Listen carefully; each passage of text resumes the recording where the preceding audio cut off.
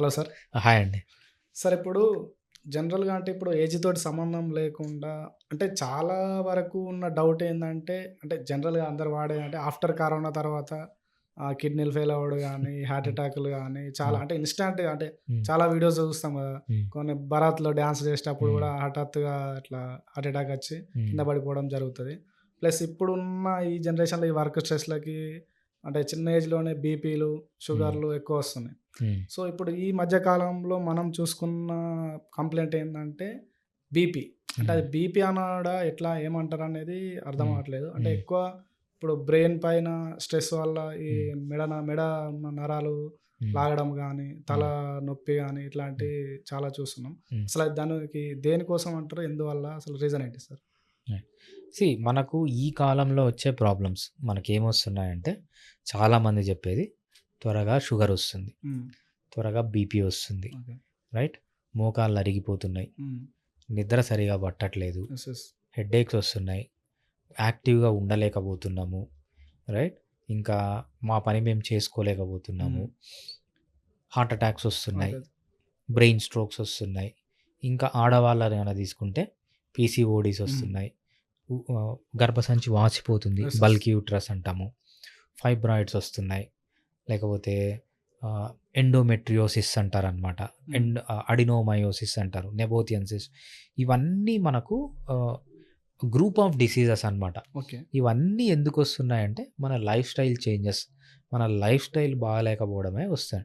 మనకు ఒక సేయింగ్ ఉంటది. ఏమంటామంటే obesity is the mother of all diseases okay. అంటాం. ఒక బిల్డింగ్ ఉందనుకోండి. ఆ ఓకే. బిల్డింగ్‌లో ఒక ఫ్లోర్‌లో పీసీఓడీ ఉంది. ఒక ఫ్లోర్‌లో హార్ట్ అటాక్ ఉంది. ఒక ఫ్లోర్‌లో షుగర్. బ్రెయిన్ స్ట్రోక్ ఉంది. హ్మ్. ఒక ఫ్లోర్‌లో ఫైబ్రాయిడ్స్ ఉన్నాయి. అట్లా పెద్ద బిల్డింగ్ ఇలా ఉంది అనుకుంటే దాని బేస్‌మెంట్ వచ్చి ఒబేసిటీ. ఓకే. ఒబేసిటీ రావడం వల్లనే ఇవన్నీ వస్తున్నాయి. ఒబేసిటీ ఎందుకొస్తుంది? సరిగ్గా తినట్లేదు, సరిగ్గా నిద్రపోవట్లేదు, సరిగ్గా ఎక్సర్సైజ్ చేయట్లేదు, లైఫ్‌లో స్ట్రెస్ ఉంది. దాంతో పాటు అలవాట్లున్నాయి. Alcohol, alcohol, smoking. స్మోక్. ఈ 5 ఉండడం వల్ల ఒబేసిటీ వస్తుంది. ఈ ఒబేసిటీ వల్ల ఈ బిల్డింగ్ అనేది బిల్డ్ అవుతుందండి. సో, మనం ఏది ట్రేస్ చేసినా మీరు చెప్పే తలనొప్పులు గానీ, బీపీ పెరగడం గానీ, షుగర్ గానీ ఏవన్నా తీసుకోండి. అన్ని రూట్స్ అనేది మెయిన్‌గా మన అలవాట్ల పైనే ఉంటదనమాట అది. సరే సార్. ఇప్పుడు హ్మ్. అలవాట్లు అన్నారు. హ్మ్. ఇప్పుడు నార్మల్‌గా కార్పొరేట్ ఎంప్లాయీస్ ఉంటారు. హ్మ్. వాళ్ళకి కంపల్సరీ సిస్టమ్ హ్మ్. ముందు వర్క్ చేయాల్సిందే. స్ట్రెస్ తీసుకోవాల్సిందే. హ్మ్. ఇప్పుడు దానికోసం హ్మ్. కంపల్సరీ బీపీలు, షుగర్‌లు అంటే హ్మ్. కామన్. హ్మ్. వాటి నుండి ఎట్లా బయటపడాలి? హ్మ్. అంటే ఒక డాక్టర్‌గా మీరేం హ్మ్. చెప్తారు? సజెషన్స్. రైట్. నేను కార్పొరేట్ ఎంప్లాయీస్‌లో కొంతమందిని చూసానండి. ఓకే. హై అచీవర్స్ హ్మ్. విత్ సిక్స్ ప్యాక్ ఉన్నారు. చాలామందున్నారు. మేబీ 100లో ఒకరో ఇద్దరో ఉండొచ్చు. సో, వాళ్ళు చేయగలిగింది వేరే వాళ్ళు ఎందుకు చేయట్లేదు? అంటే చాలామంది ఏం చెప్తారంటే వీళ్ళ లేజీనెస్‌ని కప్పిపుచ్చుకోవడానికి నాకు అది లేదు, ఇది లేదు, నాకు టైం లేదు, అది లేదు, ఇది లేదని చెప్తారు తప్పితే రియల్‌గా ఇంట్రెస్ట్ ఉండేవాడు డెఫినెట్‌గా చేస్తున్నాడు. వీళ్ళకేంటంటే ఆపర్చునిటీస్ ఎక్కువున్నాయి. సో, నేను ఒక సాఫ్ట్‌వేర్ ఎంప్లాయీ పొద్దున ఇంటి దగ్గర నుంచి స్టార్ట్ అయ్యి ఈవినింగ్ మా ఆఫీస్‌కెళ్తున్నాడనుకోండి రోడ్లో ఎళ్తూ ఉంటాడు. పోయేటప్పుడు వాడికి ఇడ్లీల బండి కనిపిస్తది. దోస బండి ఆ! కనిపిస్తది. ఆ! అదేంటి పునుగుల బండి కనిపిస్తది. పొద్దున్న లేస్తాడు తింటా పోతాడు. రైట్. ఏదో ఒకటి ఆపి తింటాడు. హ్మ్. పక్కనే చాయ్ మంచిగా షుగరేసుకొని తాగుతాడు. ఓకే. ఆఫీస్‌కి పోతాడు. ఆఫీస్‌కి పోతానే ఏమవుతుంది ఒక గంటనో, 2 గంటలో పని చేస్తాడు. మళ్ళీ ఆకలేస్తది. మళ్ళీ ఏం చేస్తాడు బయటకొస్తాడు. ఒక సిగరెట్ తాగుతాడు. లేకపోతే పక్కన ఒక జ్యూస్ నా హెల్త్ బాలేదని చెప్పి చక్కెరేసుకొని ఇంత పెద్ద జ్యూస్ తాగుతాడు. అయిపోయింది. రైట్. ఇంకా మధ్యాహ్నం ఇంకా మధ్యాహ్నం రాకముందునే ఆ ప్లాన్‌లేస్తారనమాట. హ్మ్. ఆడ తినాలి, ఈడ తినాలి. మధ్యాహ్నం తినేదంతా పిజ్జాలు, బర్గర్‌లు, జంక్ ఫుడ్ తింటాడు. బిర్యానీలు, ఆ! సాయంత్రం అయితేనే 3కో, 4కో మళ్ళీ పోతాడు. స్నాక్స్. మళ్ళీ ఏదో ఒకటి మేస్తాడు. మళ్ళీ ఇంటికి పోతాడు ఈవినింగ్. మళ్ళీ ఏదో ఒకటి మేస్తాడు. మళ్ళీ నైట్ పోతాడు. మళ్ళీ మేస్తాడు. తెస్తాడు మళ్ళా. మళ్ళీ మిడ్‌నైట్ బిర్యానీలు, ఎర్లీ మార్నింగ్ బిర్యానీలు, మళ్ళీ ఆల్కహాల్. ఆ! ఆల్కహాలు ఇవన్నీ గాకుండా మధ్య మధ్యలో టీలు, కాఫీలు, బిస్కెట్‌లు, చాక్లెట్‌లు, ఆ!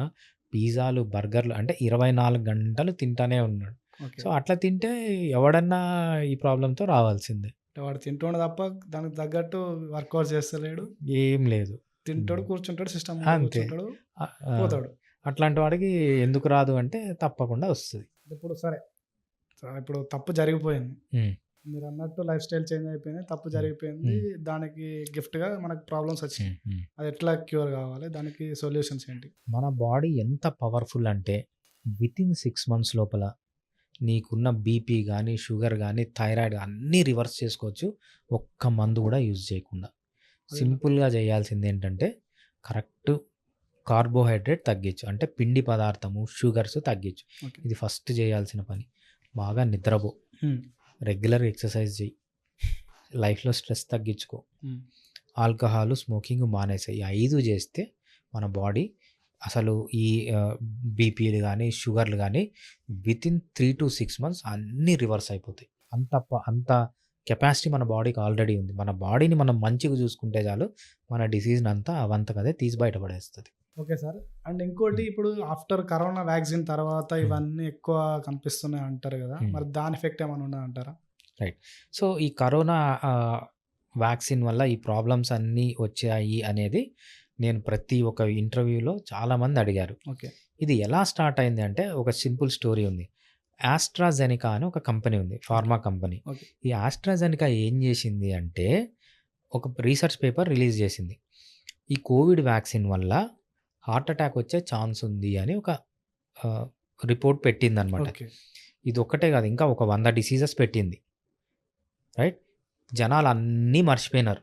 అదొక్కటే పట్టుకున్నారు. హార్ట్ అటాక్‌ను హైలైట్ చేశారు. హార్ట్ అటాక్ వచ్చే ఛాన్స్ ఉంది అని చెప్పింది గానీ, ఛాన్స్ వస్తుంది అని చెప్పలేదది. ఓకే. ఆ విధంగా లెక్కేసుకుంటే మీరు తీసుకునే పారాసిటమాల్ ఓకే. కూడా సైడ్ ఎఫెక్ట్స్ ఉన్నాయి. అవును. ప్రతి ఒక్క ప్రపంచంలో ఏదన్నా ఒక మెడిసిన్ ఉంది అంటే, ఆ మెడిసిన్‌కి సైడ్ ఎఫెక్ట్స్ లేని మెడిసిన్ ఇంతవరకు ప్రపంచంలో లేదు. అంటే ప్రతి ఒక్క మెడిసిన్‌కి ప్రతి సైడ్ ఎఫెక్ట్. డిపార్ట్‌మెంట్‌లో అంటే I mean homeopathy, allopathy, A medicine అన్నా తీసుకోండి. సైడ్ ఎఫెక్ట్స్ ఉంటాయి.